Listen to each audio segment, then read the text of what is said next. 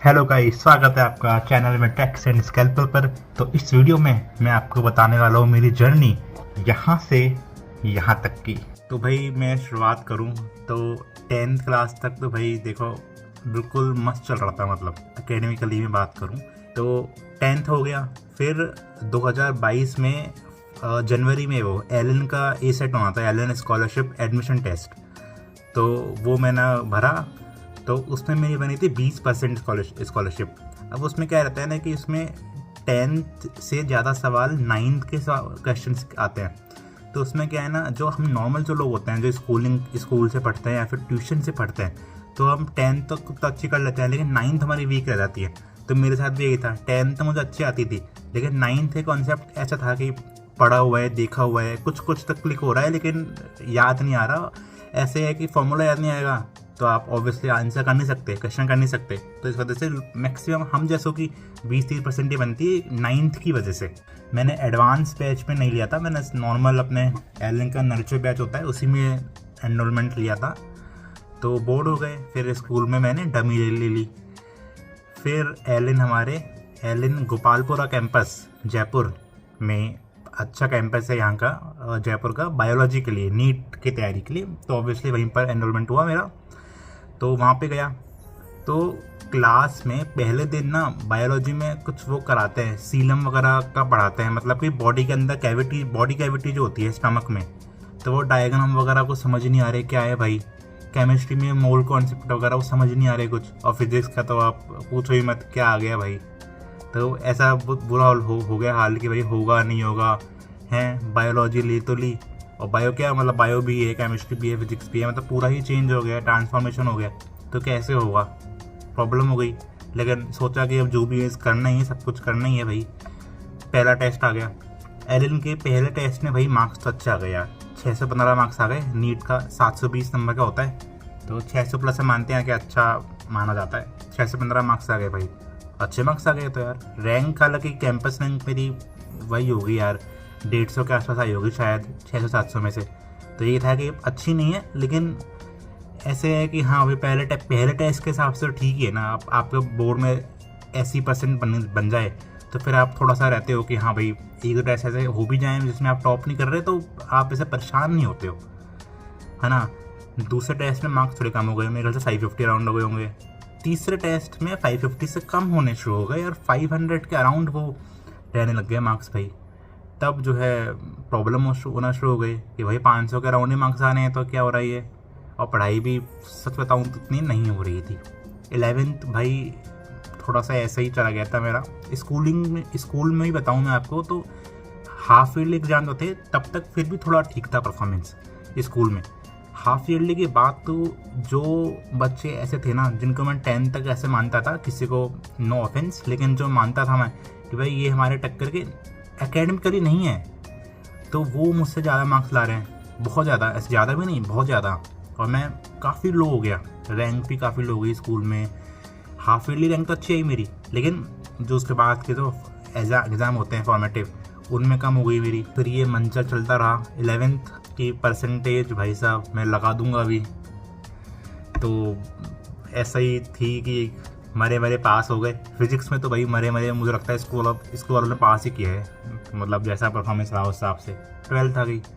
अब 12th में obviously बचपन से था ही है कि भाई 12th है, 10th है, तो वो तो भाई बोर्ड है तो अच्छा करना ही है।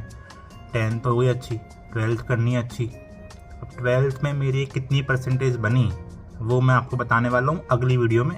जो अगला पार्ट आएगा उसमें बताने वाला हूँ नीट काउंसलिंग का, कि भाई नीट एग्ज़ाम तो हो गया, जो होगा बताऊँगा मैं आपको। उसके बाद काउंसलिंग प्रोसेस क्या रहा मेरा, ऑब्वियसली पता है आपको कि एमबीबीएस तो कर ही रहा हूँ मैं, तो काउंसलिंग प्रोसेस क्या रहा उसके साथ साथ मैं आपको 12th का रिजल्ट ही बता दूंगा भाई। लेकिन 12th में जो भी परसेंटेज आनी थी वो तो आई, लेकिन ये तो था कि भाई नीट 2024 तो नहीं होगी, मतलब ये तो पता चल ही गया था कि वो उस साल नीट नहीं क्लियर होने वाली परफॉर्मेंस के हिसाब से। ऑब्वियसली एलन के मेजर टेस्ट हुए, उसमें भी ऐसा ही था परफॉर्मेंस। तो एलन के वो मैं ऑनलाइन देता था टेस्ट भाई, मतलब ऑब्वियसली टेस्ट देने चाहिए ऑफलाइन, लेकिन जब तैयारी आपकी ऐसी नहीं है ना, और घर वालों को लग रहा है कि भाई यार मतलब घर वालों को ये था ना कि मार्क्स अच्छे नहीं आएंगे तो खुद तो परेशान हो गई आप, और घर वाले ही परेशान होंगे। तो उससे बढ़िया है कि ऑनलाइन टेस्ट दे दो, थोड़ी बहुत चीटिंग कर लो, और थोड़ा बहुत ऑनलाइन तो फिर ये रहता नहीं कि ठीक है यार जैसे जैसे तैसे आ जाते हैं नंबर, ठीक है छोड़ो। तो वैसा सही हाल रहा, है ना। ऑब्वियसली पता था सबको यार कि नहीं होगा, तो फिर कोई इतना होना। फिर उसके बाद नीट हुआ। नीट 2024 का रिज़ल्ट स्कोर कार्ड में लगा दूंगा यहाँ पर, तो देख सकते हो आप 1.5 लाख के करीब मेरी रैंक आई। सो ऑब्वियसली MBBS का चांस नहीं था।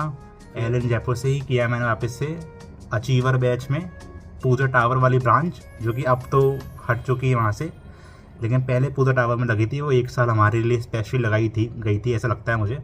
तो अचीवर में करा एनरोलमेंट उस, और अभी भी ऐसा लग रहा है कि भाई बाकी बच्चे तो जो है 600 प्लस वाले मार्क्स वाले हैं, और हम यहाँ पे 547 वाले ही हैं। तो भाई बाकी बच्चे अच्छे हैं यार हमसे, लेकिन ठीक है जो है वो है, परफॉर्मेंस है। अब जो बीत गई है बात गई ना, अब तो नया सिलसिला शुरू होने वाला है ना। लेकिन हाँ, ड्रॉप भी अपनी पढ़ाई मैंने ज़्यादा करी, पहले से मुताबिक बहुत ज़्यादा पढ़ाई करी मैंने।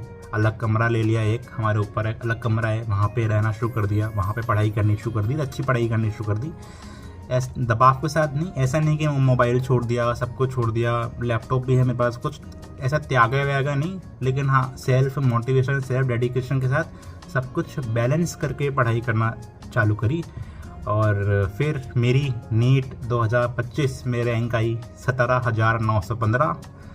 और अब उसकी काउंसलिंग का प्रोसेस जो रहा वो मैं आपको बताऊंगा अगली वीडियो में। ऑब्वियसली नीट का दूसरा पार्ट होना चाहिए यार, कहाँ कहाँ घूमा मैं, कहाँ का कॉलेज मिले मुझे ऑल इंडिया में, स्टेट में, तो वो देखिएगा आप। लेकिन अभी फ़िलहाल मैं हूँ गवर्नमेंट मेडिकल कॉलेज धौलपुर में, राजस्थान में। और उत्तर प्रदेश मिलने वाला था मुझे वैसे, लेकिन फाइनली अपने ही होम स्टेट में राजस्थान में ही मिल गया कॉलेज। ठीक है यार, अब इस रैंक पर स्टेट राजस्थान में वैसे ही मिलता कम है, लास्ट ईयर के मुताबिक देखो तो मिलता भी है तो बिल्कुल ऐसे मिलते हैं न्यूली स्टैब्लिश्ड, बिल्कुल जो इसी साल बने हैं वही मिलते हैं। लेकिन इस साल MCC ने कोई एक खेल भी खेला, तो वो भी आप जानेंगे अगले वीडियो में, तो वो देखते हैं अब भाई। लेकिन मेरे हिसाब से सिलेक्शन का जो एक फंडा रहता है वो रहता है number of question papers, mock test जो कहते हैं, बहुत इंपॉर्टेंट होता है मॉक टेस्ट यार। हमारे भी अभी ड्रॉप ईयर में जो हमारे मेजर्स हुए थे उसमें एक मेजर हुआ था करीब 23 मार्च या कब ऐसे कुछ हुआ था। वो ऐसे था कि हमारे सेंटर पे भी नहीं होता, वो JLN मार्ग वाले सेंटर में होता। जयपुर का तो सबसे बड़ा सेंटर है जयपुर का, एलन का, वहाँ पे हुआ था। तो वो ऐसे था, मतलब ऑल इंडिया टेस्ट मान सकते हो आप वो। तो वो टेस्ट हार्ड आया था भाई साहब, और वो नीट 2025 के लेवल का ही आप मान सकते हो। और तो वो जो मॉक टेस्ट था ना, उसने हमें सिखाया हम बच्चों को कि भाई अगर पेपर हार्ड आ जाए, ऐसा हार्ड आ जाए कि क्वेश्चन नहीं हिल रहे, तो पैनिक कैसे नहीं करना है। पैनिक नहीं होना है यार, आपको जो जो आता जाए, क्योंकि भाई लड़ाई तो फिर number of questions attempted, correctly attempted की रहेगी ना, मार्क्स की रहेगी। मार्क्स से भी इम्पोर्टेंट रैंक की रहेगी, है ना।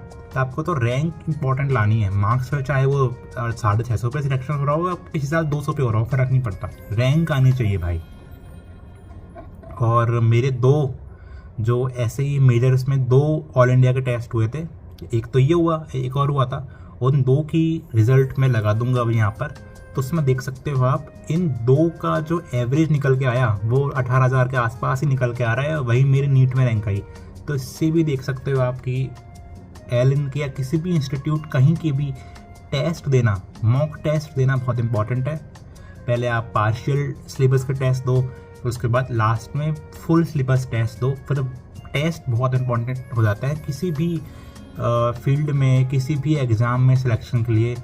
पढ़ाई कितनी ही कर लो आप, अल्टीमेटली तो भाई मॉक टेस्ट क्वेश्चन ही काम आते हैं, और यही सारे टीचर्स कहते भी है भाई। फिर नीट का रिजल्ट आया 14 जून 2025 को। फिर उसके बाद एलन की हमारी विक्ट्री फंक्शन हुई, जयपुर में ही हुई, ऑडिटोरियम में।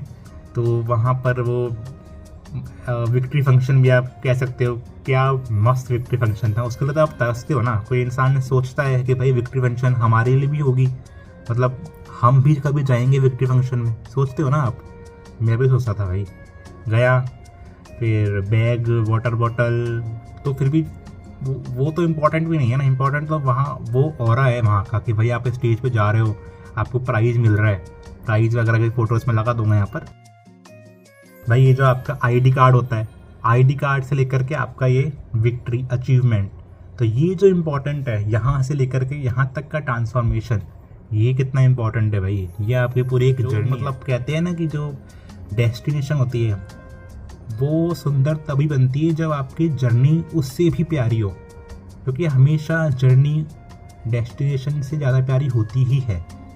क्योंकि उस डेस्टिनेशन पर तो आप पहुँच गए, लेकिन लड़ाई तो आपने जर्नी में करी ना, पता तो आपको है कि आपने क्या लड़ाई करी है, तो इस वजह से इम्पोर्टेंट बन जाती है। तो thank you family members, Allen और सभी को सपोर्ट करने के लिए, स्कूल को भी। तो ये था, तो मोटिवेशन, सेल्फ बिलीफ, सबसे इम्पोर्टेंट होता है सेल्फ बिलीफ कि भाई जो होगा वो तो ऊपर वाले की देन है, ईश्वर ही करेंगे जो करेंगे, आप तो बस मेहनत करे जाओ। और वही मैंने करा और उसका परिणाम MBBS।